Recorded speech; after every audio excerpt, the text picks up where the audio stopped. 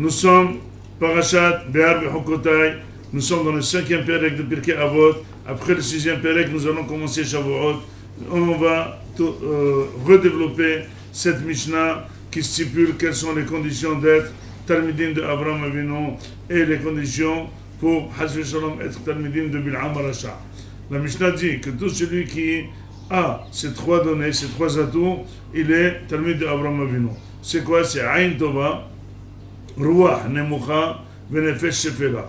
Avoir un bon œil, être humble, ne pas avoir beaucoup d'exigences et ne pas avoir beaucoup d'exigences. Ça veut dire qu'il faut être en même temps humble et ne pas vouloir des choses grandioses. Tout de suite, nous allons expliquer. Et tout celui qui a le contraire de ces trois, il s'appelle le Talmid de Bil'am Rasha. La question que pose les Mefarshim, pourquoi d'abord on opposerait Bil'am à Abraham? Il n'était pas du tout dans la même période. Bil'am était dans la période de Moshe Rabbeinu et Dieu. De deux, qu'est-ce que ça veut dire? Il n'y a que ces trois atouts pour caractériser les enfants d'Abraham Avinu. Où il est Shabbat, où il est Kippour, où il est Kashrut, où il est Tzni'ut, où il est Arayot. Tout ça, la Mishnah ne prononce que ces trois atouts, celui qui a Aïn Tova, Veruach Nemucha, Venefesh Shefela. Et la disent les Mefarshim qu'ici il s'agit de deux personnes religieuses. Ils ont tous le chapeau, ils ont tous le frac. Ils étudient au collège.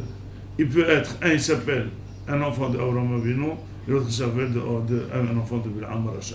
Ça veut dire, être religieux et faire toute la Torah ne va pas encore mener à la réussite s'il n'y a pas ces trois atouts. S'il y a ces trois atouts, on va dans le chemin d'Avraham Avinu. Si on n'a pas ces trois atouts, on va dans le chemin de Bil'am Rasha. Quels sont ces trois atouts? Tout d'abord, Aïn Tova. Vous savez qu'il est très difficile d'avoir un bon œil sur la réussite de l'autre. Vous savez que la personne toujours se sent manquer de réussite de l'autre.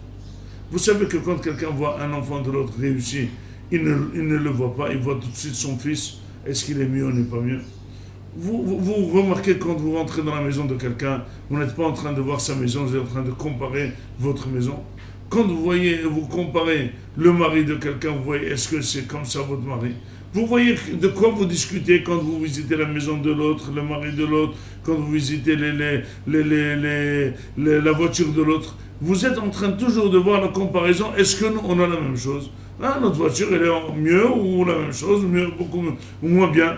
Notre maison, elle est vraiment nulle par rapport à la villa qu'il a l'autre. Mais pourquoi c'est seulement la villa de l'autre qui te réveille sur ta villa? Pourquoi seulement l'argent de l'autre, le salaire de l'autre qui fait que ton salaire est moindre? Eh bien tout simplement c'est le mauvais œil. D'où vient le mauvais œil? De la jalousie. D'où vient la jalousie? C'est un manque de bitachon. Tu ne crois pas qu'Hachem, ce qu'il t'a donné, c'est à toi, c'est personnel, c'est vraiment dirigé vers toi. L'autre ne te touche pas. Donc finalement, pourquoi tu n'es pas content dans la joie de l'autre? Eh bien c'est ça, Aïn Tova. Aïn Tova, si jamais quelqu'un il est religieux, il fait la Torah, il fait les mitzvot toute la journée au collège, mais il a Aïn Ra'a, il est toujours pincé des réussites de l'autre, eh bien il sera Bil'am Rasha. Et nous allons expliquer. Ruach Nemucha. Ruach Nemucha, c'est humble. C'est quoi humble? C'est tout simplement, la personne pense qu'elle ne mérite rien. Quand la personne pense qu'elle ne mérite rien, elle n'a pas d'exigence. Si quelqu'un pense que son salaire peut être de 2000 euros, il reçoit 5000, il pense qu'il est super rémunéré. Mais si jamais il pense qu'au lieu de 5000, il faut 10 000, et il pense qu'il ne reçoit que 5000, il est sous-rémunéré, c'est être humble. Être humble, il dit, c'est les enfants qui me conviennent, c'est la femme qui me convient, c'est la voiture qui me convient, c'est la maison qui me convient. C'est trop de même, je ne mérite même pas plus. Ça s'appelle Ruach Nemucha. Maintenant, Nefesh Shefela. C'est quoi Nefesh Shefela? C'est pas en même temps humble, mais c'est ne pas avoir de grosses demandes, ne pas vouloir beaucoup.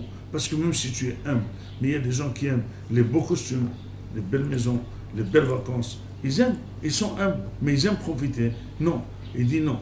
Pourquoi? Il dit celui qui a ces trois données, il va arriver à quelque chose. Il va arriver à réussir dans ce monde et dans l'autre monde. Il va être très content dans ce monde et très très très content dans l'autre monde. Parce que même dans ce monde, pour le passer de manière belle, eh bien, il faut être toujours saméa. Pour être saméa, il faut se contenter. Il faut avoir des amis. Vous savez que si vous avez un mauvais œil, vous n'avez pas d'amis. Vous savez que quand vous avez fiancé un enfant, vous n'avez pas beaucoup de téléphone à qui le dire. Vous savez que quand vous déménagez, vous amenez que les enfants, les avrechim du collège pour faire la Hanouka de Baï, vous ne voulez pas amener vos voisins, tu ne veux pas amener ni ton frère ni ta soeur. tu veux pas amener ton voisin, tu veux amener ton collègue. Pourquoi? Parce que tu as peur de Aïn Ra'a. Donc finalement, tu es tout seul. Tu vis tout seul, celui qui jalouse. Non seulement il n'est pas content de ce qu'il a, mais ses amis savent aussi qu'il le jalouse. Il ne se lie même pas à lui. Il vit tout seul. Il ne profite pas. Tu as une assiette devant toi. Ce que tu as me profite. Mange de sois très content. Non, tu râles. Donc même ce que tu as, d'abord tu n'auras pas plus, et finalement ce que tu as, tu ne profites pas. Dit c'est marqué que celui, Talmidav Shel Avraham Avinu, ils reçoivent ici et là-bas. Et c'est pour ça que c'est marqué les Omer Shne'emar. Il faut toujours aller du principe qu'est-ce que tu as, pas qu'est-ce que tu n'as pas. J'ai Baruch Hashem, j'ai Baruch Hashem. Tu n'as pas, j'ai pas besoin. Tu n'as pas, c'est que Hashem ne veut pas. Il faut être très content de ce que tu n'as pas, autant de ce que tu as. Mais c'est marqué Bil'am Arasha, c'est quelqu'un qui a Aïn Ra'a, qui a Ruach Bouha, Venefesh Rehava. Et bien ce monsieur qui est Bil'am Arasha, il veut atteindre des grandes réussites. Or, comment il va atteindre des grandes réussites? Il n'arrivera pas. C'est marqué, il devrait voler, il devrait mentir, il devrait faire de la ramma haute pour y arriver.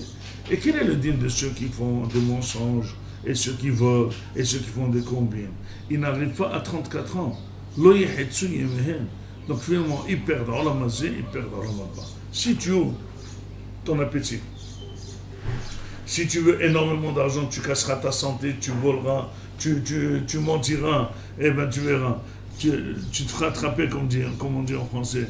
Tu verras que tu paieras cher. Tu vas faire de la tension et du sucre et le cholestérol à 35 ans et tu vas mourir jeune.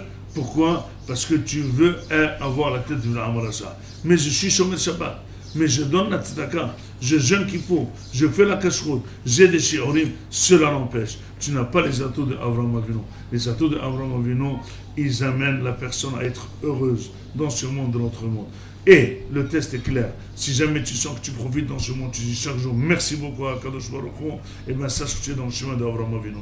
Mais si tu râles et tu as toujours des envies, tu sais même pas ce que tu as, tu sais rien que ce que tu n'as pas, et bien sache que tu es dans le chemin de Bil'am Arasha. Or, dans ce monde, on ne peut pas parler de quelqu'un qui est Boteh Hashem, qui est Sameach, que si jamais il est content de ce qu'il a, il est content de ce qu'ont les autres, car Kadosh qu'on nous donne, que tout est cadeau, que tout est gratuit. C'est ça la préparation à notre prochaine fête, Be'ezrat Hashem, Hag HaShavuot, Hag Matan Torah, Shabbat Shalom.